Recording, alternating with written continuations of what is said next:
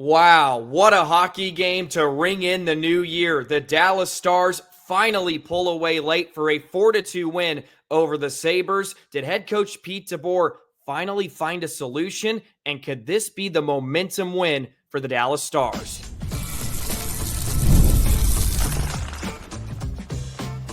You're Locked On Stars, your daily podcast on the Dallas Stars. Part of the Locked On Podcast Network, your team every day. Howdy, Stars fans. I'm Joey Erickson, former producer of 105 Through the Fan. Please be sure to subscribe. We are free and available wherever you get your podcasts and on YouTube. And as always, thank you so much for making us a part of your day and making us your first listen. Well, if you're a fan of the game of hockey, you were in for an absolute treat on the final day of 2024. It's a New Year's Eve dub for the Dallas Stars, finally able to put away the Buffalo Sabres by a final score of 4-2. Head coach Pete DeBoer may have found something with these new line combinations. Can this be the momentum change that the Dallas Stars need headed into 2025? We'll discuss on a Wednesday edition of Locked On Stars. Happy New Year, by the way, Stars fans. What a hockey game it was at the American Airlines Center last night. It was an absolute barn burner from the start. It was exactly the way the game should be played, just up and down. It was physical. The transition game was smooth. Both sides are really crisp. The goaltending from Ukko-Pekka Luukkonen, my Lord, he was absolutely on one in this game. It's a miracle the Stars were able to get 3 past him, let alone 1 with the way he was playing on the night. Casey DeSmith was brilliant as well in spots when the Stars needed him. But man, Dallas started to look dangerous, especially with their top 2 lines. That was my biggest takeaway. Duchene, Benn, and Johnston, my Lord. And I know they didn't light up the score sheet on the night. Robo and Hintz had really, really good offensive nights as well. Johnston with his 9th goal of the season, which was big. But you look at the Duchene, Johnston, and Benn line at 5-on-5, 15 shots on goal, only 5 against. They had 22 scoring chances at 5-on-5, 22 scoring chances out of the 37 on the night for Dallas as a whole. That line looked so dangerous, and Jamie Benn could have had 4 or 5 goals on the night. What a game from the captain. He was brilliant. He was flying. And as I said on Monday's edition of Locked On Stars, when I was with Ryan Chambers of Starcastic Marks, when Jamie Benn is engaged, physical, playing his brand of hockey, he is such an impact player for the Dallas Stars. And he led the charge for Dallas. And I know he didn't light up the score sheet. He should have. He should have had a couple of points on the night. But that was one of the best games of the entire season for Jamie Benn. And Duchene and Johnston, along with him, are a really nice combination. You have the skill and creativity of Duchene and Johnston, and then Benn can just sort of be Jamie Benn, right? Where all he has to do is just get to areas, get to his spots, and allow Duchene and Johnston to do the heavy lifting in terms of the transition game and getting through neutral ice. I thought the Stars were brilliant in between the blue lines. They were fast. They were crisp, putting together passes, something we haven't seen enough of recently. Just really connected team play up and down the rink. I thought they were really in sync from their own zone into neutral ice and then into offensive attack mode, where they just peppered Ukko-Pekka Luukkonen. They ended up with 33 shots on goal. I mean, just dangerous looks. Their expected goals for were 3.91 at 5-on-5, 5.23 in the game. They ended up with 1 power play in it, and it was really, really, really, really damn good too. I know they didn't score, but they moved the puck around well. they finally started to use the middle of the ice more. They went down to Johnston and Benn on the goal lines, and Roope ripped one off the pipe early when he was right in the middle of the dead slot. They were trying to use him a bit more and get to some of those higher danger areas rather than just throw pucks from the tops of the circles on net.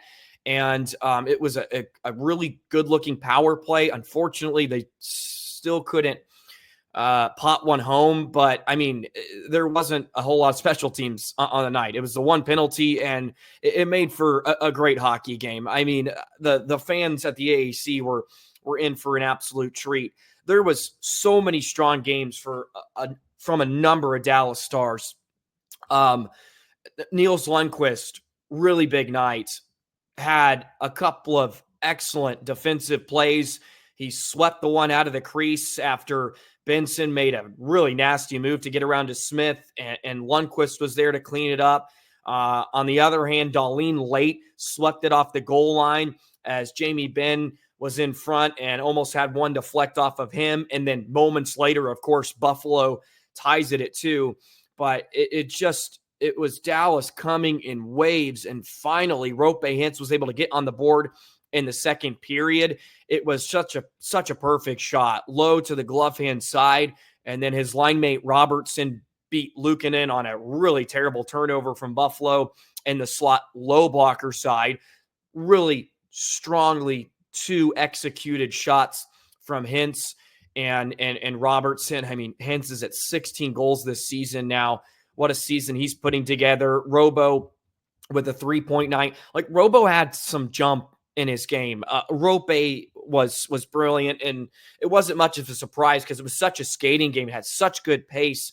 It really benefits Roope Hintz, who was zipping around, making things happen. He could have had a couple too, but Robertson was on it. Thought he had a good step.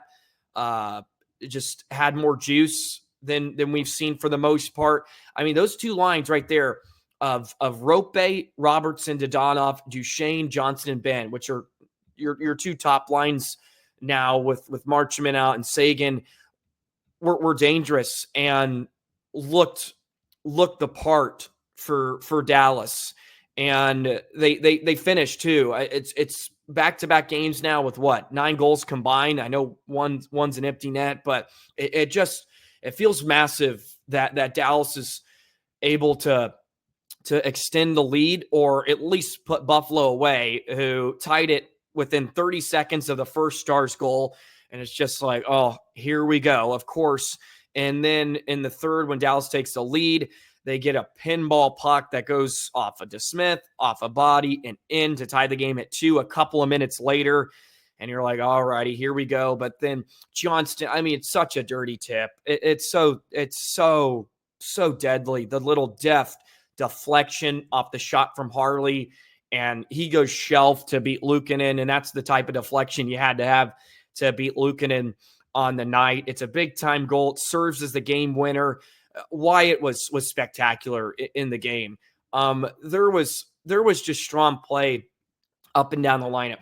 Robertson too, not only the offensive game. I do want to mention the amazing defensive play he had in the third period when Quinn was all alone in front for Buffalo, and the Sabres were trying to work it to him in the slot. Robertson stumbled, was able to cut off the pass and then clear from his knees. Huge defensive play there when Dallas was leading by 1. If that pass gets through, who knows the outcome or the result of this one. Really good night from him. Just really strong performances from the rookie line. Really like that trio. Just dog-like blue-collar work from Logan Stankoven, Maverick Bork, and Oscar Beck. Beck's such a powerful skater. He's so steady. And we don't talk about him every episode. He doesn't get mentioned a ton just because he just kind of flies under the radar, just does his business. But the amount of pucks he keeps alive because of his reach and his body positioning, he is so aware of where he is on the sheet with his body position, his his center of gravity. Like, he doesn't get pushed around. And the amount of scrums Stankoven and Bork and Beck were in, and just the mentality to go win some battles. And they didn't win them all. I thought Buffalo was excellent on the boards too. I mean, Dahlin had a fantastic night, but there was just some workman-like pull up your bootstraps type shifts from that line. You could say the same about Steele and Blackwell. Ritzkovian, I don't think ended up with a shift in that third period. They sat him. Let me look back. I don't know if he got one there late, but yeah, he didn't get a shift in the third period. Roope Hintz was playing a lot, and rightfully so. Good on Pete DeBoer, right? Ride the hot hand. They were flying and making things happen. Roope Hintz ended up playing how many minutes on the night? 15 and a half. Miro played over 25. Duchene played 20, and Johnston played 21. And yeah, it felt like it because he was all over the rink. I mean, his expected goals for was 2.01. Duchene was 2.32. My Lord, did that line have a night? And they didn't light up the score sheet. I mean, the only one that got a point was Johnston, but they deserve more. Harley picks up a couple of assists. He's been brilliant this season, guys, folks. Thomas Harley's putting up an incredible year. You can look at his performances on hockey stat cards. I mean, he's way up in his offensive rating. He's way up in his defensive rating. Like, he's been one of the he's probably been the Stars' best defenseman this season. If you encompass everything that he's brought to the table, because Miro has not been as potent offensively as you would like. Of course, he does a ton, but Harley's had quite the season, and someone that we probably haven't touched on enough, but he had a big night. Lindell, he just single-handedly stops rushes with his just elite IQ of the game. Had a great step up late in the third to force a dump in, which allowed the Stars to get out of their own zone pretty quickly. I mean, just a lot of strong nights. I will say I hated not having Bischel in the lineup, but Matt Dumba had a great night in his return. Dumba had a really, really strong performance, which was nice to see. Defended a couple of 2-on-1s really well in the contest. And for the most part, I thought moved the puck really well. Had a lot of tape-to-tape passes through center, and was physical. Brought his style play to the game. And I thought it was it was nice to see him check back in the lineup after 3 weeks, and he really didn't look like it. Thought he had some jump. He looked fresh, and it was a good night from Dumba. They need that out of him more if he wants to be in the lineup on an everyday basis. But just a fun hockey game all the way around. That's exactly what the game should be like. It's just hard-nosed, physical, up and down. Their chances galore. Great goaltending. Not a lot of penalties. Let him play it out. And what a treat it was at the AAC. And it was nice that Dallas came out on top. I was telling myself in the third, like, this is a game I feel like Dallas hasn't won a lot of this season. And I hope that can be a bit of a tide change here moving into 2025. A lot of room to work, but, you can build off of performances like that. 33 shots on goal. They popped 4, and just an overall good night to take this one by a final score of 4-2. Is Pete DeBoer starting to press the right buttons? We've been on him. Is he finally starting to find a solution? Let's dive into that in just a moment.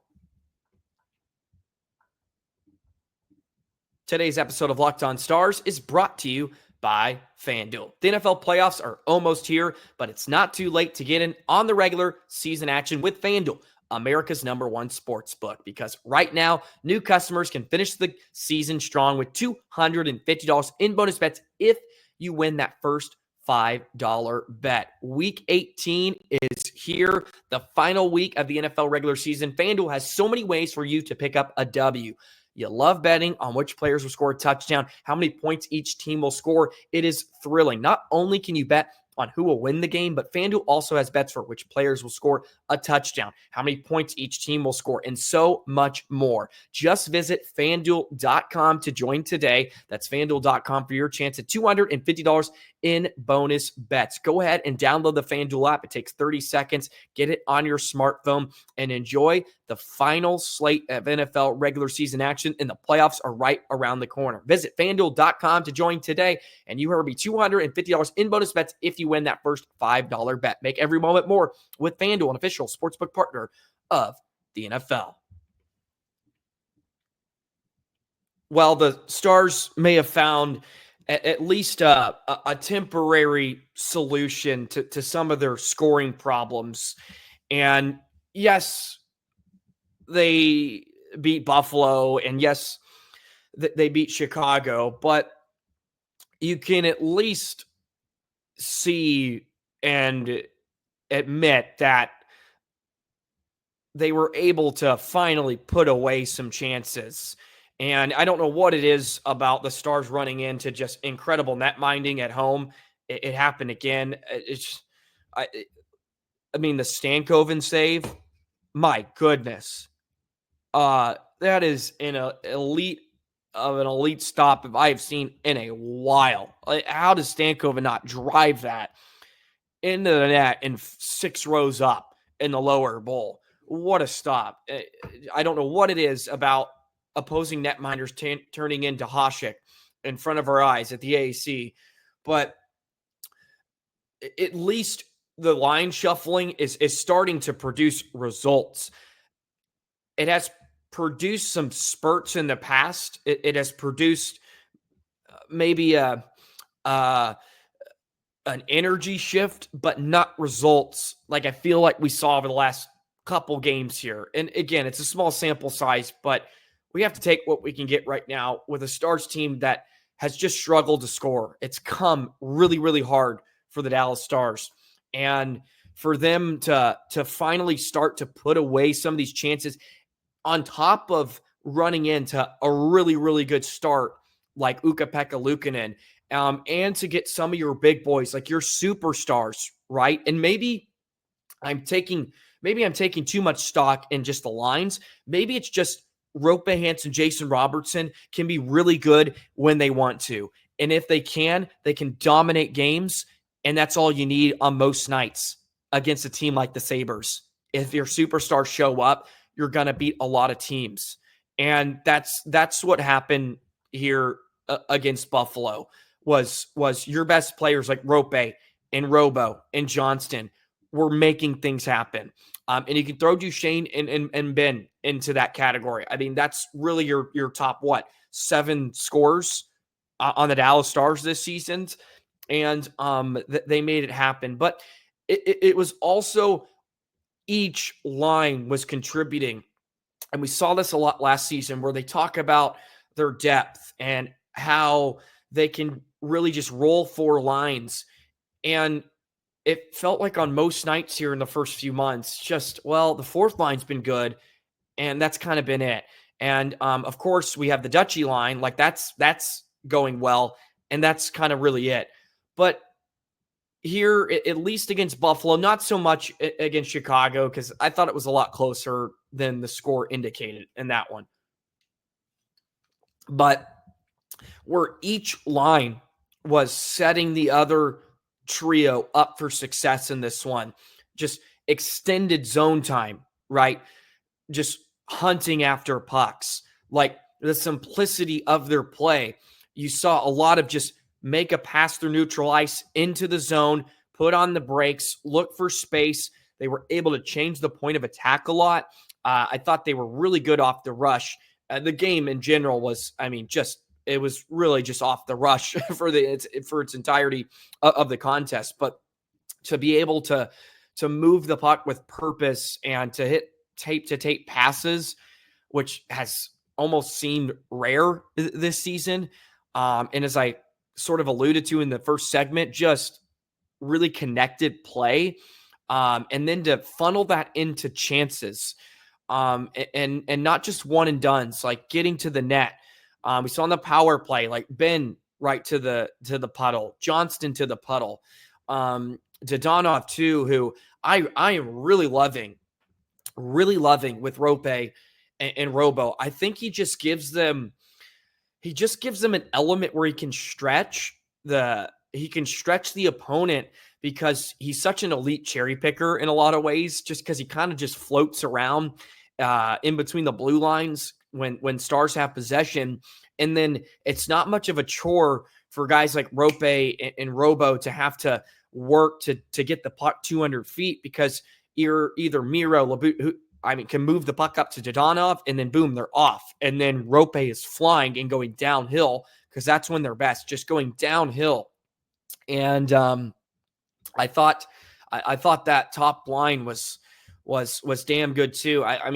Who would have thought Dadonov would be the answer to that? And he's had such a good season, and he's fitting well. And look, he's a veteran savvy player. Does he have a lot of pop in his game? No, but I mean, you see the way he can still fly around, and he created a few wonderful turnovers on the forechecking. Like, his ability to not be afraid to like go run into guys, separate them from the puck, and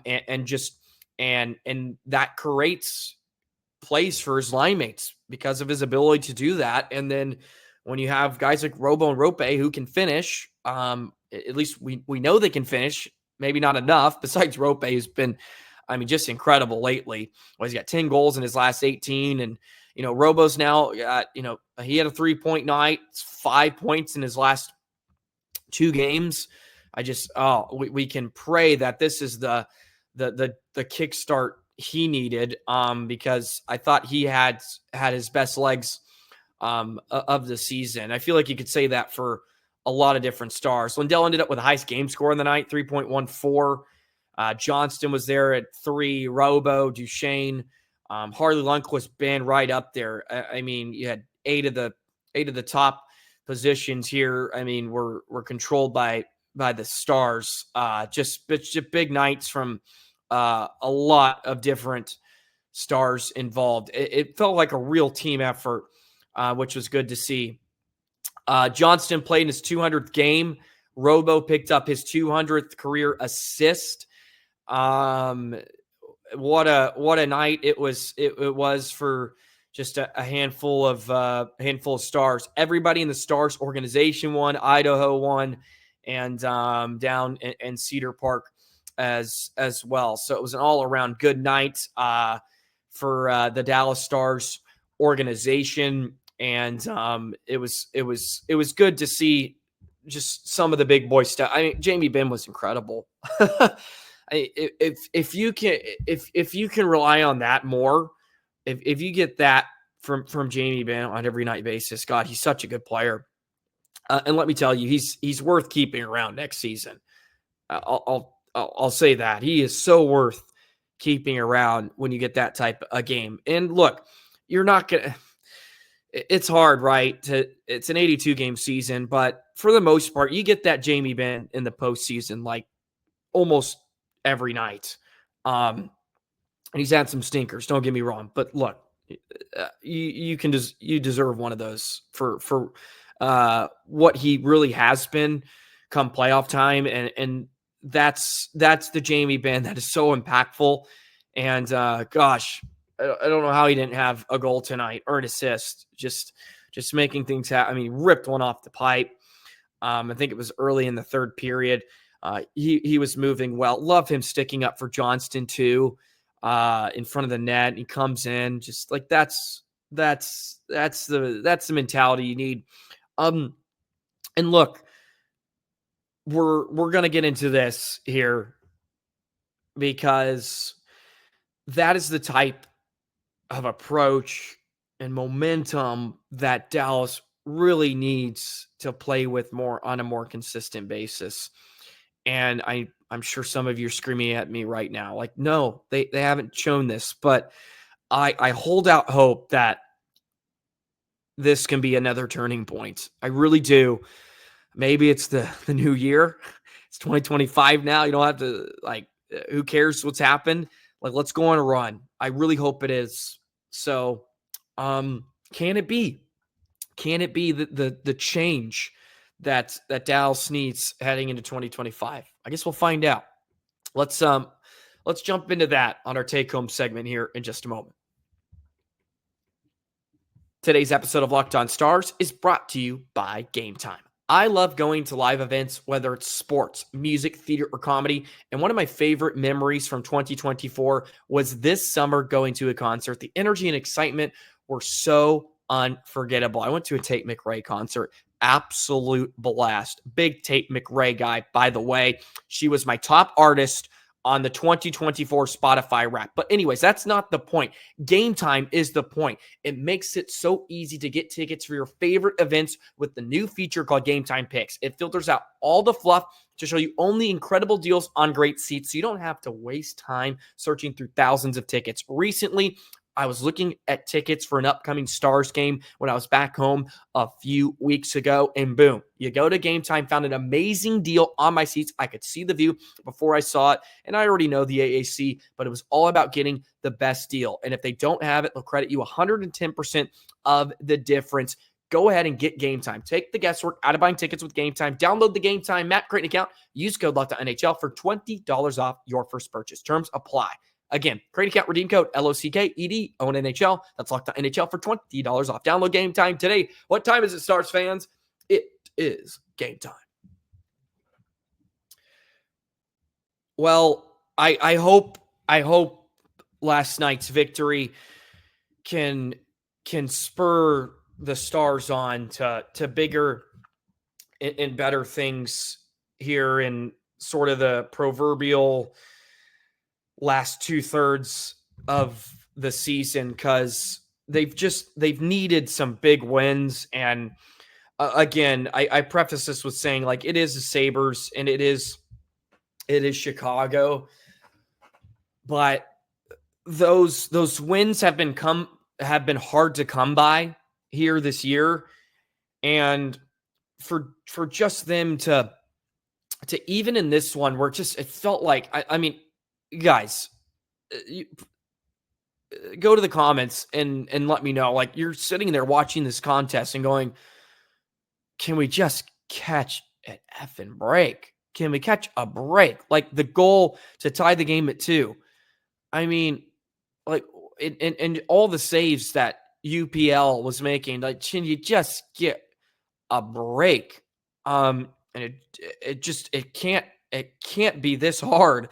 It can't continue like this, right? Like, is it really going to continue to happen? And for them to just pick up a massive 2 points at home, where it hasn't been pretty lately. Like, look at the 6-game homestand they just had. And for them to have Ottinger get a night off and DeSmith play well, who's had 2 brilliant starts here over the last couple of weeks. The first one in Utah, I just feel like it could be it could be the case of, like, it's something, it's a break that is going to allow this team to just free up and potentially play better hockey come January, right? Where it frees them to be like, you know what, like, yeah, we have this in us. Like, it hasn't been pretty. We've been fighting it for a while now, but we pick up a couple nice wins here heading into the new year. We seem to have an answer for some of the scoring issues at 5-on-5. I mean, they've been a really good 5-on-5 team. It's just been the finishing, but some of our superstars are starting to be superstars. The power play still has to be figured out. Okay.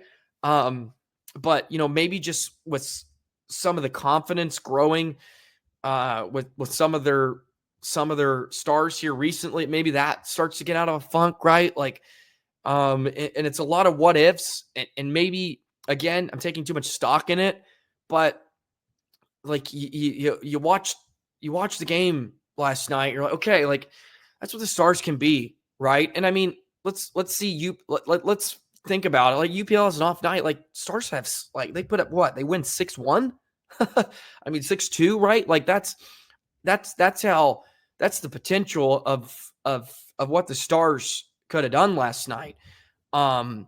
It's just par for the course that it ends up in sort of a close game, and really the game was in jeopardy heading in, to the third period, which has sort of been story of the night. And they sit a point out of third place in the Central. They do have 2 games in hand on Minnesota and Colorado. So, they can be 2 points away from second here with a few wins. And they got some winnable games here coming up, right? And I hate to even say that because we all know, but, you got Ottawa, Utah, you got New York again. I mean, look at this next stretch of 5 games, Stars fan, like Ottawa, Utah, New York, Philly, Montreal. It's 5 games against non-playoff teams. And again, Stars have not proven they can really beat anybody at some points. Or at least it's a big challenge, but that is 5 teams that are not playoff teams, if I'm not mistaken. Okay, Ottawa's in the playoff race. So Ottawa's second wild card. So look, 4 out of the 5, are teams that, are not in the postseason conversation. And by no means are they just, gimmies. We know that, but like it can, this next week is I think almost a make or break sort of like, okay, like, are you going to live up to what we thought you were? Or is it like, if we come out of this week 1-4, 2-3, and you get a couple bad losses, the power play still stinks, then I'm just, it's like, okay, like let's limp into the playoffs, hopefully.